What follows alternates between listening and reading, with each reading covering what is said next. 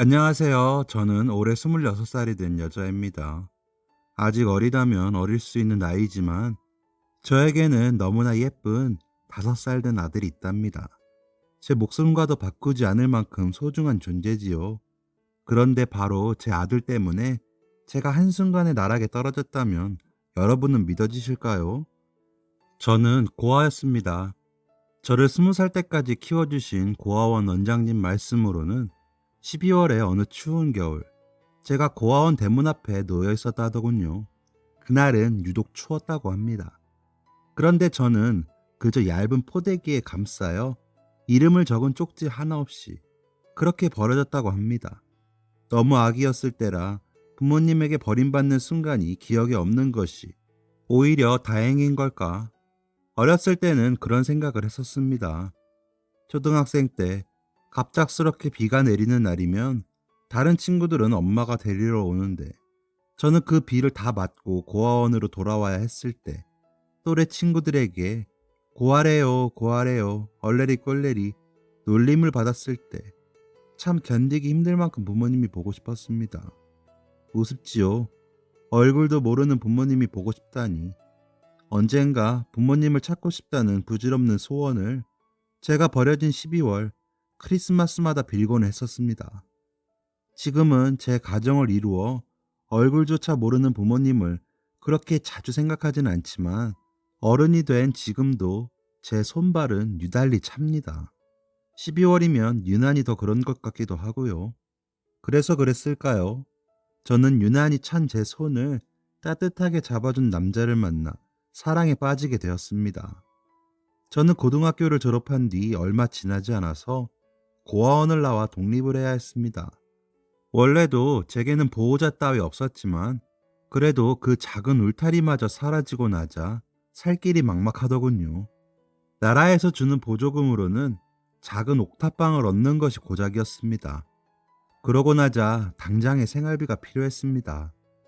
우연히 동네에 있는 패스트푸드점에서 계산원 아르바이트를 뽑는다는 공고를 보게 되었고 그렇게 저는 사회생활을 시작하게 되었습니다. 그런데 이 일도 결코 녹록지는 않았습니다. 방금 전 햄버거 세트를 포장해 주문해 가셨던 40대 되어 보이는 여자 손님이 다시 가게로 들어오시더니 아가씨, 나는 치킨 세트를 주문했는데 이거 치즈버거잖아. 주문을 잘못 받으면 어떻게 해? 바꿔줘. 라고 하시는 거였습니다. 아, 손님, 아까 치즈버거 세트 하나라고 하셨어요. 저는 웃으며 대답했죠.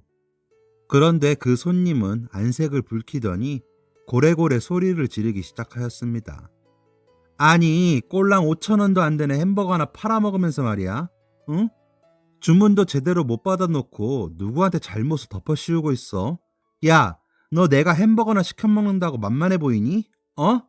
이게 겨우 아르바이트 주제에 누구를 가르치려 들어? 내가 누군지 알아? 여기 사장 어디 있어? 사장 나오라 그래. 손님, 진정하세요. 제가 손님을 가르치려고 그런 게 아니라 저는 정말로 치즈버거 세트라고 들었거든요. 이게 그래도 끝까지? 야, 너 공부 못해서 겨우 패스트푸드점에서 알바나 하고 있는 주제에 말이야. 어른한테 눈 똑바로 뜨고 대들라고 누가 가르쳤어? 너네 부모야? 어? 아주 싹수가 노랗구만. 너 같은 것들 뻔하지. 후레자식 같은 것들. 정말 다른 거 다 참겠는데 20년 인생을 살아도 부모님에 관한 이야기만큼은 정말이지 견딜 수가 없더군요. 이 나이 먹도록 산전수전 다 겪은 저인데도 불구하고 어찌할 바를 몰라 눈물이 고이는데 생각지도 못한 도움의 손길을 받게 되었습니다. 아주머니, 거참 듣자 하니까 말씀이 지나치시네요.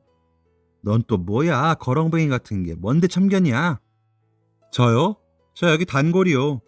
가만 들어보니까 꼴랑 5,000원도 안 하는 햄버거라면서요. 꼴랑 5,000원도 안 되는 일에 이렇게 언성을 높여요? 꼴랑 5,000원도 없으신가 봐. 뭐라고? 아, 참 기가 막혀서 내가 똥이 더러워서 피하고 말지. 그렇게 아주머니가 휙 가게를 나가버린 뒤 그는 제 안색을 살피곤 주머니를 뒤적여 손수건을 꺼냈습니다. 그러더니 그 손수건을 제 손 위에 쥐어주더군요. 신경 쓰지 말아요. 저런 말. 5,000원짜리 인간이다. 그렇게 생각하고 넘겨버려요. 응? 아, 어떡하지? 울지 말고요. 따뜻한 그의 손, 그리고 그보다 더 따뜻한 그의 말에 꽁꽁 얼어있던 제 마음이 녹아버렸습니다.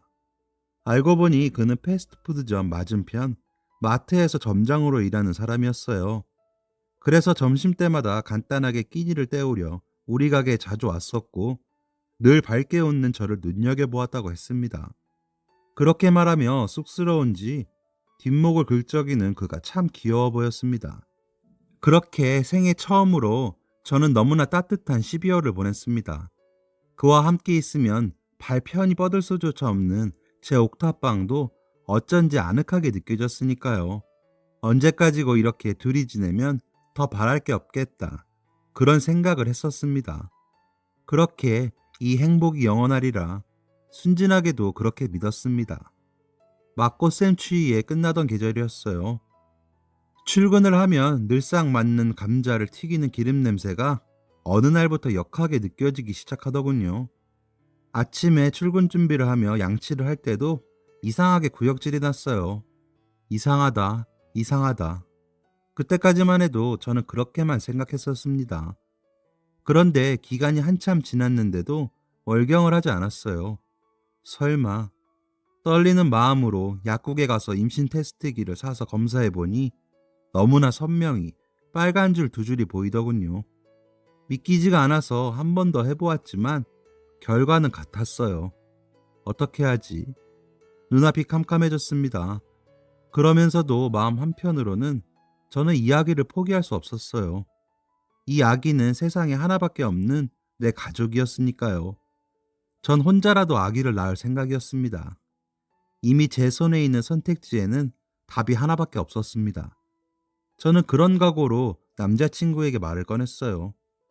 오빠, 놀라지 말고 들어. 나 아기가 생겼어.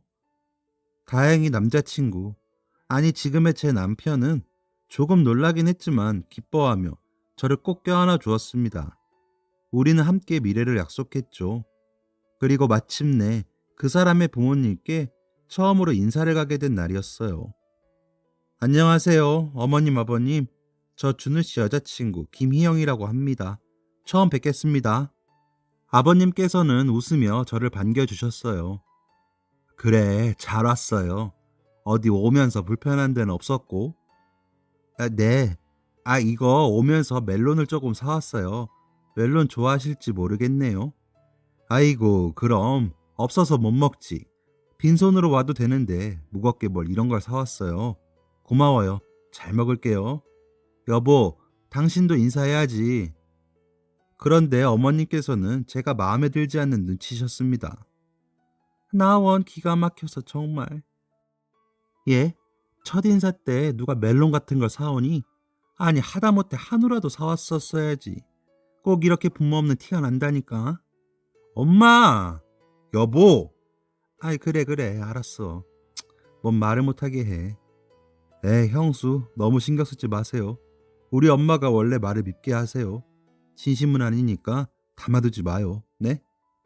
괜찮아요 어머님. 마음에 안 차시겠지만 저 예쁘게 봐주세요. 제가 잘하겠습니다. 처음 뵙는 남자친구의 부모님께 예쁘게 보이고 싶었고 어머님의 날선 반응에 서운한 게 사실이었지만 그래도 저는 애써 웃어 보였어요. 세상에 태어나 언제나 혼자였던 제게 가족이 생기던 순간이니까요. 제가 마음에 차지 않으시는 것도 충분히 이해가 됐고 그럴수록 내가 더 잘하자. 노력하면 언젠가 반드시 알아주실 거다. 그렇게 생각했습니다. 그러나 그것은 저만의 착각이었습니다. 남편은 저를 배려해서 하객이 반뿐인 결혼식은 하고 싶지 않다며 가족끼리 조촐하게 결혼식을 하기를 원했습니다. 제게 상처가 될까봐였지요. 물론 시어머니는 집안 망신이라며 펄쩍 뛰셨고요. 죄송한 마음이 들었지만 사실 저는 남편의 배려가 좋았습니다. 저는 하객으로 올 가족도 직장 동료도 없었거든요. 두려운 결혼식이었습니다. 말 그대로. 남편의 고집으로 저희는 조촐하게 남편의 사촌까지만 모시고 작은 결혼식을 올렸어요. 그리고 신혼여행은 제주도로 다녀왔습니다. 우여곡절 끝에 결혼을 한 뒤 저희 부부는 시부모님과 함께 살게 되었습니다. 평탄하지 않은 날들의 연속이었고 저는 그저 시어머니와 좋아지는 과정이겠다. 내가 더 잘해야겠다 하는 마음이었죠. 한날은 어머님과 단둘이 식사를 하는데 하필 반찬이 고등어구이였고 어김없이 입덧 때문에 헛구역질이 나오더군요. 음, 얘 너는 밥상머리 앞에서 아유 참 임신한 게 유세니? 응? 벼슬이야? 창피한 줄도 모르고. 아 죄송해요. 죄송해요. 어머님, 저 이만 일어나는 게 좋을 것 같아요. 어른이 아직 식사하고 계신데 어딜 먼저 자리에서 일어나? 보자 보자 하니까 너 정말 가르칠 게 한두 가지가 아니구나. 이래서 밥상머리 교육이 중요하다는 건데.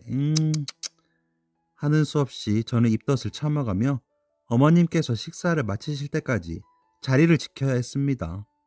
또 한 번은 제가 신혼여행 때 입었던 실크 드레스를 세탁기에 돌려서 못 쓰게 만드신 적도 있었어요. 어머, 이거 실크였니? 아니, 나는 네 옷 빨아주려고 그랬던 건데. 미안하게 됐다, 예. 아니에요, 어머님. 저 이제 배 많이 나와서 어차피 입지도 못하는걸요. 신경 쓰지 마세요. 예, 네가 그렇게 말하면 내가 나쁜 사람인 것 같잖니. 사람이 실수였다는데도 참. 이래서 없이 자란 것들은 안 돼요. 아휴. 어머님의 구박은 밑도 끝도 없는 것들이 대부분이었어요. 그래도 저는 좋았습니다. 저를 더없이 아껴주는 남편, 생전 처음 아빠의 정을 느끼게 해주시는 시아버님, 친동생처럼 귀여운 시동생까지 생겼으니 말이에요. 그래, 겨우 이 정도의 힘들어하면 안 되지. 지금까지 더한 서러움도 많이 겪었는걸. 어머님께도 시간이 조금 필요한 걸 거야. 저는 나쁜 기억들은 애써 털어내려 노력했습니다. 그렇게 시간이 흘러 마침내 제 보물 라온이가 태어났습니다. 세상의 기쁨과 행복만 가득 느끼라고 남편이 지은 이름이었어요. 라온아, 아이고 이놈 보게. 내가 자기 할애비인 줄 아는 모양이다. 응? 까꿍? 아우와 귀여워. 이렇게 귀여운 애기가 어떻게 형 애기냐? 형 안 닮아서 다행이다. 형은 이게 다 형수님 덕인 줄 알아. 그럼 이게 다 우리 희영이 덕이지. 어이구 이쁜 내 새끼. 라온아 아빠야. 아빠. 아빠. 옳지. 아빠 해봐. 어디 애가 희영이를 닮기는 뭘 닮아. 딱 봐도 지 애비 판박이구만. 승우 너 어디 가서 쓸데없는 소리 하지 말어. 어머님은 손자가 저를 닮았다는 말조차 탐탁치 않아 하셨어요. 이날 이후에도 아기를 보러 오신 친척분들 중 누구라도 라온이가 절 닮았다는 말씀을 하시면 대번에 역정을 내시며 부정하시곤 하셨습니다. 아이고 준호 아들이 아주 엄마를 꼭 닮았네. 너 엄마 닮아서 아주 예쁘구나. 고모는 참 얘가 어딜 봐서 지 엄마를 닮았어요. 지 엄마 닮으면 안 되지. 저 얼굴에 어디 복이 붙어 있다고 큰일 날 소리. 어이구 이 사람 참 무슨 말을 그렇게 해 사람 듣는데. 아니 내가 무슨 없는 말 했나? 예, 너 기분 나쁘냐? 아니에요 어머님. 저도 라온이가 준우씨 닮은 게 좋아요. 너 행여라도 네 팔자 안 닮게 라온이 옆에 너무 붙어있지 말거라. 가족들이 출근하고 나면 어머님께서는 더 모진 말로 제 가슴을 후벼 파시곤 했습니다. 그래도 라온이가 방긋하고 한 번만 웃어줘도 저는 금방 잊어버리고 행복을 만끽했어요. 준우 아빠가 없었으면 이런 행복은 상상조차 할 수 없는 일이겠지. 그렇게 생각하면 준우 씨를 낳아주신 어머님은 제게 마냥 고마우신 분이었습니다. 그러던 어느 날 아직 퇴근할 시간이 아닌데 남편이 축 처진 어깨를 하고 집으로 돌아왔습니다. 어머 여보 이 시간에 어쩐 일이에요? 여보 잠깐 앉아봐. 어머니도 같이 들으세요. 남편은 한참을 머뭇거리더니 자신이 일하던 마트에서 해고되었다는 말을 꺼내놓았습니다. 남편의 마트 바로 옆에 대기업 대형마트가 들어섰기 때문에 경영이 악화되었다는 이유였어요.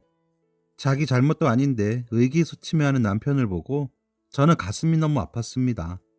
저는 남편을 다독거리며 여보 괜찮아. 우리 아직 젊은데 나도 벌면 되고 응? 기죽지 마요. 그렇게 애써 웃어 보였습니다. 사실은 당장 아기 분유값이며 기저귀 값이 걱정되긴 했지만 그래도 이 사람과 함께라면 저는 무슨 일이든 할 수 있었습니다. 그렇게 저는 제가 할 수 있는 일을 찾기 시작했어요. 그러나 아기 엄마이면서 고졸인 제가 할 수 있는 일이 마땅치는 않더군요. 그래도 포기하지 않고 일자리를 열심히 찾아본 끝에 저는 유제품을 배달하고 판매하는 일을 시작하게 되었습니다. 새벽부터 나가서 정기 배송을 받는 집집마다 유제품을 돌리고 오후에는 유제품 판매카를 타고 길에 서서 지나가는 사람들에게 제품을 판매했죠. 거의 하루 종일을 여름에는 땡볕에서 겨울에는 얼음장에서 일하느라 너무 힘들었지만 내 가족을 위해 저는 꿋꿋하게 참았습니다. 자연히 라온이는 어머님께서 맡아서 키워주시게 되셨죠. 그렇게 3년이라는 시간이 지나고 어느덧 라온이는 4살이 되었습니다. 그날은 일주일에 한 번밖에 없는 저의 휴일이었는데 저는 쉬는 날만이라도 아이와 온전히 함께 있어주고 싶어서 아이가 제일 좋아하는 장난감을 꺼내서 함께 가지고 놀아주고 있었습니다. 그런데 장난감 로봇의 팔이 갑자기 뚝 하고 분리되어 버렸습니다. 아들이 태어났을 때부터 가지고 놀던 장난감이니 망가질 때도 되었지 하고 버리려는데 아들이 이런 말을 하더군요. 망가져 버렸다. 엄마, 이 로봇은 불량품이야? 불량품인 거지? 저는 별 생각 없이 장난감을 쓰레기통에 버리면서 아니야. 그냥 장난감이 오래되어서 그래. 올해 우리 라온이가 4살이니까 장난감도 벌써 4살이나 된 거거든. 그래서 그런 거야. 원래 물건을 오래 쓰다 보면 망가지기도 하고 고장나기도 하는 거야. 라고 답해 주었습니다. 지금 생각해보면 아직 유치원도 다니지 않는 4살짜리 아이가 불량품이라는 말을 어디서 배웠을까 생각해봤어야 했는데 그때는 그저 그러려니 하고 넘어갔어요. 이상한 일은 또 있었습니다. 그날은 아이와 같이 서점에 갔다가 구입한 외직 천자문책을 읽어주던 때였어요. 라온아, 이 한자는 뿌리 근이야. 봐봐, 이 글자의 생김새가 꼭 나무의 뿌리 같지? 나 이 말이 뭔지 알아. 뿌리, 근, 근본, 맞지? 어머, 우리 라온이 그런 어려운 말을 어떻게 알아? 아하이, 그냥 알아. 이상함을 느꼈지만 엄마한테 칭찬을 받은 줄 알고 기뻐하는 라온이를 보면서 저는 더 이상 물어보진 않았습니다. 또 어느 날은 유제품 판매원 옷을 입고 출근하는 제 뒤에 대고 이렇게 이야기하더군요. 엄마, 아이 창피. 응? 라온아, 그게 무슨 말이야? 창피? 엄마, 불량품은 창피한 거래. 저는 혹시 판매원 옷이 낡아서 그런 건가? 영문을 모른 채로 일단 급한 대로 출근을 했습니다. 아니 땐 굴뚝에 연기가 날 리 없는 건데 아니랬던 거죠. 그러던 어느 날 남편 동생이 결혼할 여자친구를 인사시킨다며 집에 데려왔습니다. 어머, 너무 반가워요. 저는 승우씨 형수되는 사람이에요. 아가씨 너무 예쁘시다. 아, 네, 저도 반갑습니다. 앞으로 잘 부탁드려요. 그때 들으라는 듯 혼잣말인 듯 중얼거리는 시어머니의 말이 들리더군요. 아니, 동서지간의 나이가 맞지 않은 이거야 원. 개족보도 아니고 시퍼렇게 어린 게 애부터 가지니 족보가 꼬이지. 이제 정말 어쩔 거냔 말이야. 응? 형님 동서지간에 별게 다 속을 썩여 정말. 그 말에 저는 심장이 얼어붙는 듯 했습니다. 도련님과 여자친구는 같은 회사에서 만난 사이라고 했습니다. 당연히 저보다 더 많이 배우고 양가 어른들 다 살아계시는 흡족한 며느리였겠죠. 그래도 어떻게 처음 보는 사람 앞에서까지 이러실 수 있나 싶은 마음이었습니다. 그러나 세 사람 앞에서 얼굴을 붉힐 수도 없어서 저는 그냥 못 들은 척 넘기는 수밖에 없었습니다. 그래, 나 같은 모자란 며느리 말고 어머님 마음에 차는 며느리를 보셨으니 이제 조금 마음이 풀리시지 않겠나. 내심 그런 기대도 있었습니다. 그렇게 시간을 빠르게 흘러 이윽고 시동생이 결혼을 하는 날이었습니다. 빠듯한 살림이었지만 어머님께서는 둘째 아들 결혼식만큼은 뻗쳤던 망신살을 제대로 펴겠다면서 비싼 한복을 사입길 고집하셨고 저희 부부는 없는 형편을 쪼개서 어머님 기분을 맞춰드렸죠. 지금 생각해보면 그렇게라도 며느리로서 인정을 받고 싶었던 제 발버둥이었는지도 모르겠습니다. 사내 커플이었던 만큼 시동생의 결혼식장에는 시동생 회사 동료들, 상사분들이 잔뜩 오셨더군요. 멀끔한 정장을 갖춰 입은 그 사람들을 보면서 몇 년 전 실직한 뒤 아직 안정적인 직장을 잡지 못한 남편이 괜히 주눅들지는 않을까, 저는 그런 걱정을 하고 있었습니다. 앞으로 저에게 닥칠 일은 꿈에도 상상하지 못하고 말이죠. 신부와 나란히 선 시동생은 늠름해 보였습니다. 자기보다 훨씬 나이 어린 형수를 늘 존중해주고 우리 라온이를 끔찍하게 예뻐해주는 시동생의 기쁜 날이니 저도 벅찬 마음으로 결혼식을 지켜보았습니다. 우리 부부도 저렇게 예뻐 보였을까? 나도 참 어렸었는데 이제는 벌써 4살의 아이의 엄마가 되었네. 그런 감상에 빠져있기도 했죠. 감상에 빠져있을 틈도 없이 이윽고 피로연이 시작되었고, 오랜만에 만난 남편의 친척들은 부쩍 자란 라온이가 기특하고 예쁘다며 이리저리 안고 다니셨죠. 새로운 장소에 낯선 사람들까지 온통 신기한 것 투성이인 피로연장을 라온이는 이곳저곳 구경했습니다. 그런 아이가 눈에 띄었는지 피로연의 사회를 맡은 남편의 사촌형이 라온이를 무대로 불렀습니다. 자, 우리 귀여운 어린이, 이름이 뭐예요? 정라온입니다. 누구랑 왔어요? 엄마, 아빠, 할머니, 할아버지요. 아이고, 어디 집 꼬마인지 귀엽기도 하네. 신랑 조카래. 하객들은 그런 라온이가 귀여운지 다들 한바구음을 지으며 무대를 보고 계셨어요. 저도 너무 재미있고 귀여워서 얼른 핸드폰을 꺼내서 동영상 촬영을 시작했습니다. 그렇구나, 우리 라온이 몇 살이에요? 4살입니다. 4살이구나. 오, 그럼 우리 라온이 오늘 삼촌 결혼식인데 라온이 장기자랑 한번 볼 수 있을까요? 장기자랑이 뭐예요? 아, 장기자랑이 뭐냐면 노래를 부르거나 춤을 추거나 아니면 재미있는 거 사람들에게 보여주는 거야. 알았지? 아, 재밌는 거? 나 흉내낼 수 있어. 우리 할머니 흉내낼 수 있어요.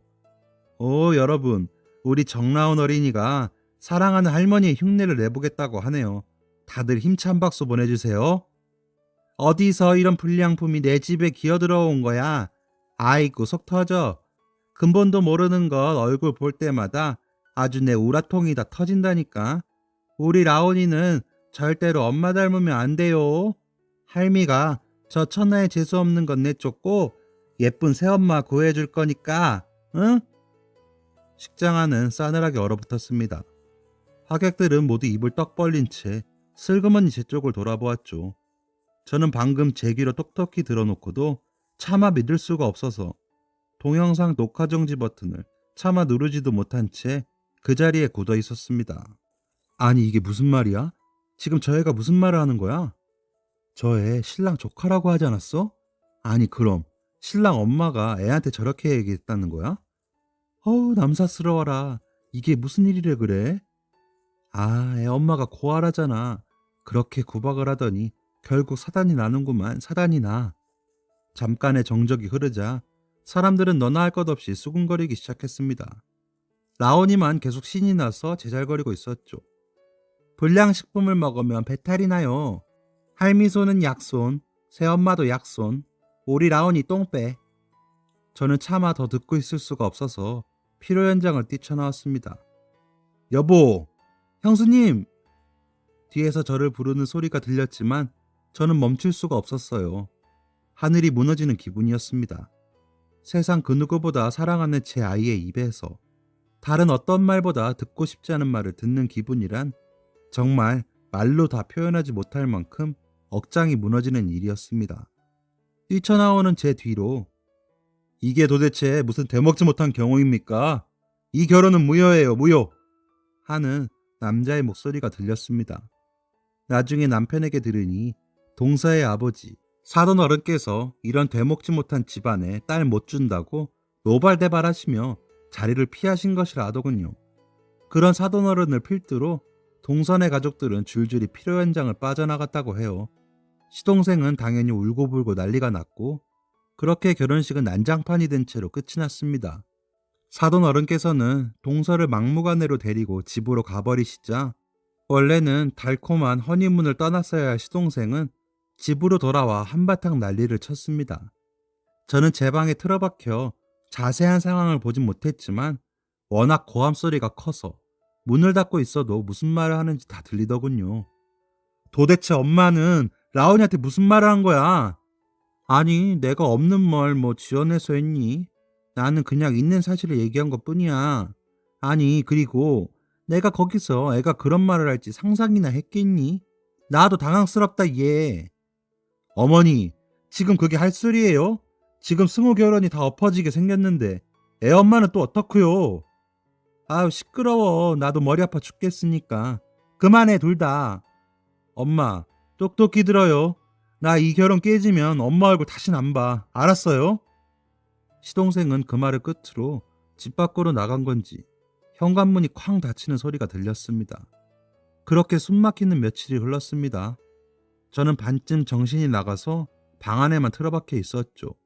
일이 이 지경이 됐는데도 어머님의 핍박은 멈추지 않더군요. 아니, 고아인 게 자랑이야?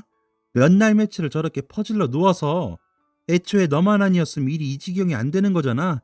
네가 원인인데 뭐가 잘났다고. 당신 그만 못해요? 내가 뭘 그만해요? 지금 저거 시위하는 거야. 어디 시부모 모시고 사는 며느리가 며칠째 코빼기도 안 보이고 말이야. 이래서 근본 없는 것들은 받아주면 안 되는 건데. 당신 정말 반성이라고는 눈꼽만큼도 없는 거요? 반성? 피부치 하나 없는 걸 몸뚱이 하나 덜렁 가져온 주제에 떠받들고 살란 말이에요? 무슨 반성을 해 내가. 이 사람이 그래도 어휴. 날이 갈수록 어머님과 아버님의 다툼도 커져만 갔습니다. 아버님께서는 시금을 전폐한 시동생을 보다 못해 사돈댁에 연락을 하셨죠.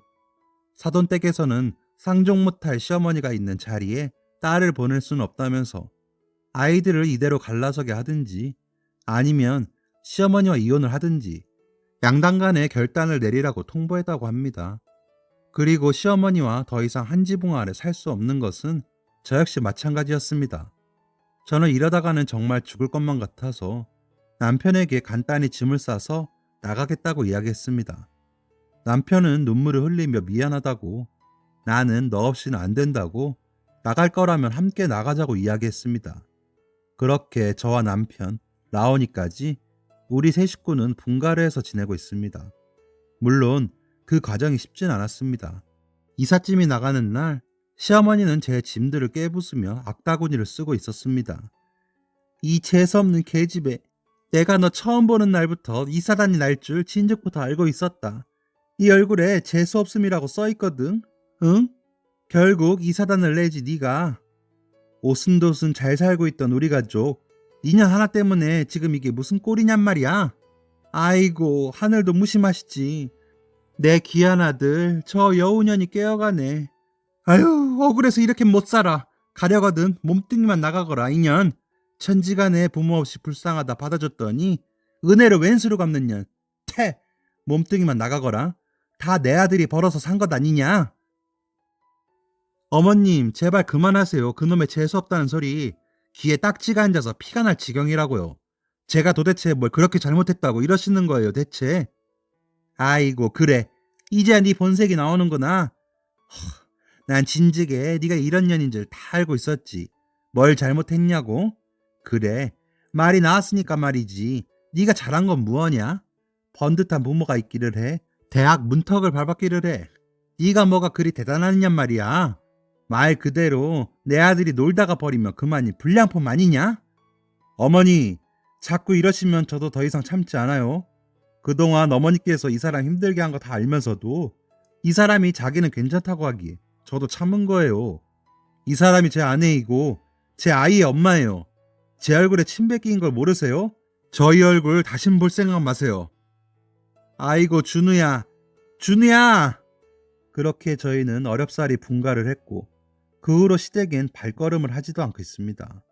저희 부부는 부족한 살림이지만 함께 택배 알바를 하며 마음만은 편하게 지내고 있어요.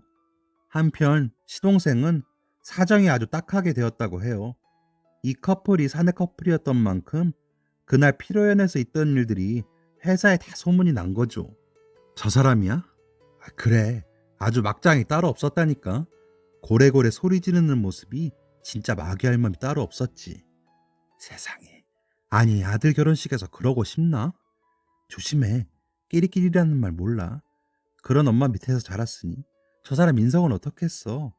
저거 봐. 그 사단이 났는데도 멀쩡한 얼굴로 출근하는 거. 나 같으면 쪽팔려서 진짜 그만뒀다. 아유, 나도 나중에 그런 시어머니 만날까 봐 무섭다. 이렇게 회사에서는 막장 엄마를 두었다며 은근슬쩍 시동생을 따돌렸고, 어딜 가든 수군거리는 소리에 결국 시동생은 직장을 옮길 수밖에 없었어요. 다행히 사돈댁에서는 서로 사랑하는 커플을 끝까지 갈라놓으실 순 없었는지 시댁과 접촉하지 않는다는 조건으로 다시 결혼을 허락하셨고, 그 후로 시동생은 우리 부부와는 왕래를 하지만 시어머님의 연락을 받지 않고 있다고 합니다. 자식들이 다 떠나고 나자 시아버님께서는 인생을 잘못 사셨다며 시어머님께 이혼을 하자고 하셨다고 해요. 물론 시어머님은 무슨 말도 안 되는 소리냐며 고아의 집 하나가 잘못 들어와서 집안을 풍비박살냈다고 난리를 치셨고요. 하지만 두 분은 결국 이혼을 하시게 되었고, 가끔씩 시아버지를 만나서 아버니와 함께 시간을 보내곤 하지만 먹고 사는 게 빠듯해서 즐거운 시간을 자주 가지지는 못합니다. 하지만 여유가 생기는 대로 시아버지께는 효도할 생각입니다. 지금도 저는 어머님의 서리빨 어린 눈길과 고함 소리가 귓가에 맴도는 듯 합니다. 언젠가 이 상처가 낫긴 할까요? 제 우울한 사연 들어주셔서 감사합니다. 여러분은 모두 행복하시길 빌겠습니다. 안녕히 계세요. 지금까지 사연 들어주셔서 감사합니다. 사연이 재밌으셨다면 구독과 좋아요를 눌러주세요. 감사합니다. 안녕히 계세요.